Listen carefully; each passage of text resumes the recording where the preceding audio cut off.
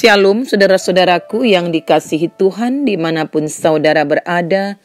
Kiranya damai sejahtera Allah melimpah dalam hati dan hidup saudara semua. Sebelum kita mendengarkan firman Tuhan, mari berdoa. Ya Tuhan Bapa di surga, kami mengucap syukur untuk kasih setiamu. Saat ini kami mau mendengarkan firman-Mu.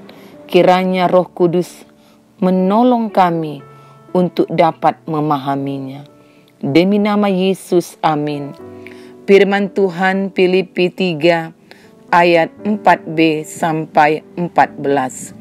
Jika ada orang lain menyangka dapat menaruh percaya pada hal-hal lahiriah, aku lebih lagi disunat pada hari ke-8 dari bangsa Israel, dari suku Benyamin, orang Ibrani asli.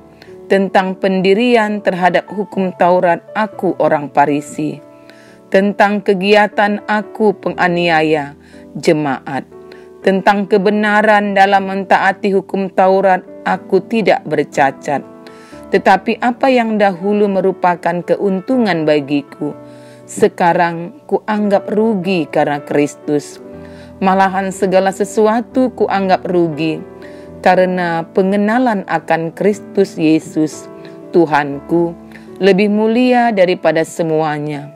Oleh karena Dialah aku telah melepaskan semuanya itu dan menganggapnya sampah, supaya aku memperoleh Kristus dan berada dalam Dia, bukan dengan kebenaranku sendiri karena mentaati hukum Taurat, melainkan dengan kebenaran karena kepercayaan kepada Kristus, yaitu kebenaran yang Allah anugerahkan berdasarkan kepercayaan. Yang ku kehendaki ialah mengenal Dia dan kuasa kebangkitannya dan persekutuan dalam penderitaannya, di mana aku menjadi serupa dengan Dia dalam kematiannya, supaya aku akhirnya beroleh kebangkitan dari antara orang mati. Bukan seolah-olah aku telah memperoleh hal ini atau telah sempurna, melainkan aku mengejarnya, kalau aku dapat juga menangkapnya, karena aku pun telah ditangkap oleh Kristus Yesus. Saudara-saudara, aku sendiri tidak menganggap bahwa aku telah menangkapnya, tetapi ini yang kulakukan, aku melupakan apa yang telah di belakangku dan mengarahkan diri kepada apa yang di hadapanku dan berlari-lari kepada tujuan untuk memperoleh hadiah, yaitu panggilan surgawi dari Allah dalam Kristus Yesus. Tema kita, turut menderita bersama Kristus. Saudara-saudaraku yang dikasihi Tuhan, kitab Filipi ini khususnya di pasal yang ketiga yang menjadi perenungan kita adalah tentang sebuah kesaksian bermakna tentang perjalanan hidup Rasul Paulus dan tentang spiritual rohani Rasul Paulus. Kitab Filipi, di mana jemaat yang berada di kota Filipi ini sesungguhnya sedang menghadapi banyak pengajar-pengajar palsu yang mengajarkan tentang kebenaran firman Tuhan yang tidak seperti yang diajarkan oleh Rasul Paulus, di mana ajarannya sungguh mengandalkan kekuatan dan kebanggaannya sendiri. Oleh karena itu, Rasul Paulus ingin meluruskannya. Kita melihat bagaimana Rasul Paulus lebih jauh menjelaskan pengenalan akan Kristus. Ini adalah nilai yang jauh lebih penting dari apapun juga. Paulus menekankan pengenalan akan Kristus sebagai perspektif melihat masa kini dan masa depan.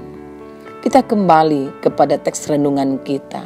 Paulus menjelaskan bahwa sebenarnya ia punya alasan untuk membanggakan diri secara lahiriah Ia berasal dari suku Benyamin, suku di mana Raja Israel yang pertama lahir, yaitu Raja Saul.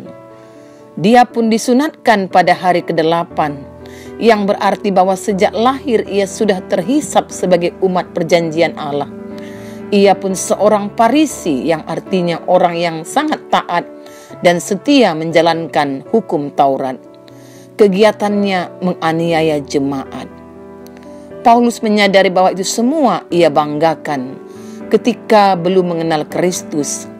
Namun setelah mengenal Kristus, apa yang dulu dianggapnya untung, sekarang dianggapnya semua sebuah kerugian. Paulus menyadari bahwa semakin mengenal Kristus, ia semakin mengerti yang mulia. Sehingga apa yang dulu dibanggakan sekarang dianggap tidak berguna lagi. Bahkan Paulus mengistilahkannya sebagai sampah. Saudara-saudaraku yang dikasihi Tuhan, Paulus di sini menyadari bahwa ia dapat mengenal kebenaran di dalam Kristus bukan karena kebenaran dirinya sendiri, namun karena ia percaya kepada Kristus. Kebenaran di dalam Kristus inilah yang menjadikan Paulus senantiasa rindu semakin mengenal Kristus dan kuasa kebangkitannya. Kuasa Kristus inilah yang menjadikan Paulus semakin ingin hidup serupa dengan Kristus. Keinginan untuk hidup serupa dengan Kristus memacu Paulus untuk terus maju mengarahkan pandangannya ke panggilan sorgawi. Bagaimana dengan kita? Semua yang telah hidup di dalam Kristus saat ini. Apakah masa lalu kita menghambat pertumbuhan iman kita? Sebab bisa saja tanpa kita sadari, banyak kita yang terus-menerus membanggakan masa lalu kita. Antara lain mungkin keberhasilan dalam pendidikan kita, secara akademik, pekerjaan kita yang mungkin pekerjaan yang dianggap pekerjaan yang mulia, pergaulan yang mungkin hebat, bisa memiliki pergaulan dengan banyak orang, bahkan orang yang berpangkat dan berjabatan, yang akhirnya menjadikan kita selalu mengharapkan masa-masa tersebut kembali lagi, sehingga melihat masa kini selalu diukur dengan keberhasilan masa lalu. Saudara-saudaraku, kita yang memiliki pikiran demikian pasti sangat sulit sekali untuk dapat mensyukuri karya Tuhan di masa kini. Rasul Paulus mengajak kita untuk meninggalkan masa lalu dan mengarahkan diri kepada panggilan surgawi. Bagi Paulus, hidup dalam Kristus sangat berarti dan sangat mulia, jauh melampaui semua kemuliaan yang dulu dia pernah miliki. Oleh karenanya ia berharap dapat semakin mengenal Kristus dan kuasanya. Biarlah kita juga menyadari bahwa kebanggaan akan hal-hal lahiriah akan menghambat kita untuk bertumbuh di dalam Kristus. Tema kita mengatakan turut menderita bersama Kristus. Jadi saudara-saudaraku, yang juga perlu kita ingat lewat tema ini, bahwa di ayat 10 Rasul Paulus berkata bahwa satu yang diinginkannya adalah mengenal Kristus dalam penderitaannya. Melalui penderitaan, Paulus bisa menjadi serupa dengan dia di dalam kematiannya, yang dimenangkan dalam kebangkitan dari antara orang mati. Paulus tahu bahwa kebangkitan berarti dia akan ada dalam persekutuan kekal dengan Kristus. Dia ingin mengikuti jejak Kristus yang menderita, karena dia melihat ada kebangkitan dan kemenangan sesudah penderitaan itu. Inilah juga yang harus kita camkan dalam hidup percaya kepada Kristus, bahwa orang percaya, termasuk kita, walaupun ikut menanggung penderitaan, bukan untuk membunuh atau menyusahkan hidup kita tanpa makna. Sebaliknya, penderitaan yang kita alami bertujuan untuk menguji iman kita, memurnikan iman kita, serta meneguhkan iman kita.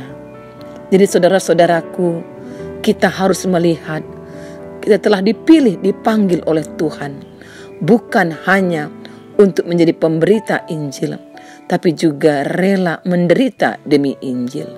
Saudara-saudaraku, kita pun harus ingat bahwa Paulus juga tidak pernah menganggap kesempurnaan datang dari pengetahuan yang dia miliki. Kita pun sendiri tidak akan bisa mengusahakan kesempurnaan atau melakukan berbagai hal agar Kristus memilih kita, karena Kristuslah yang memilih kita.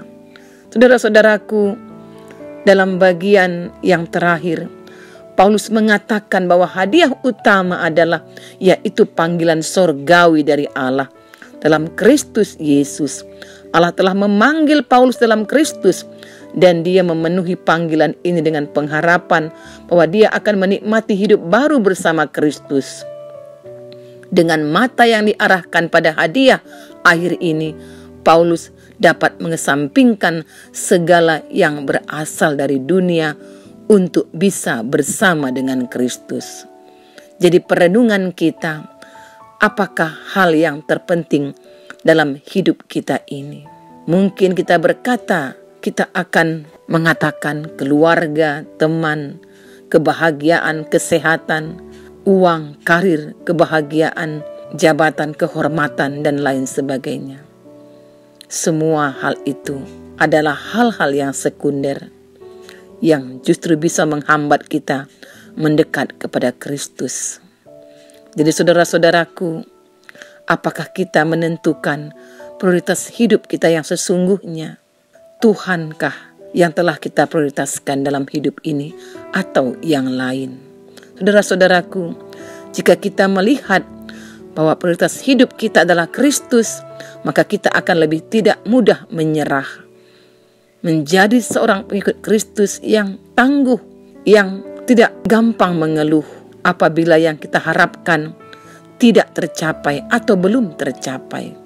Kita tahu bahwa jika Allah menguasai hidup kita, maka Dia yang akan menentukan apa yang akan kita hadapi sepanjang perjalanan hidup kita ini. Karena Allah tahu apa yang terbaik bagi kita, maka apapun yang kita terima pada saat ini, kita mampu melihatnya sebagai sebuah pelajaran dan kasih Allah kepada kita. Paulus menemukan penderitaan dalam perjalanan hidupnya. Dia ditangkap, keluar masuk penjara, dia sakit, namun dia tetap melihat bahwa melalui hal-hal itu, dia akan menjadi semakin dekat dengan Allah. Biarlah kita pun meneladani hidup Kristus seperti Paulus meneladani hidup Kristus yang rela menderita demi kita orang berdosa ini. Seperti apa yang dikatakan oleh Yesaya 53 ayat 4. Tapi sesungguhnya penyakit kitalah yang ditanggungnya dan kesengsaraan kita yang dipikulnya. Padahal kita mengira dia kena tulah, dipukul dan ditindas oleh Allah. Jadi saudara-saudaraku, jelas Kristus telah lebih dahulu berkorban, rela menderita untuk kita. Biarlah kita meneladani hidup Kristus, hamba yang setia, yang rela menderita itu, agar kita tertebus dari dosa. Mari berdoa. Terima kasih ya Tuhan, Engkau melawat kami, mengajar kami untuk memprioritaskan hidup kami hanya kepada Kristus Tuhan. Biarlah kami tetap setia mengikuti Engkau, sekalipun kami banyak mengalami banyak penderitaan. Demi nama Yesus, amin. Salam saudara-saudaraku, Tuhan Yesus memberkati.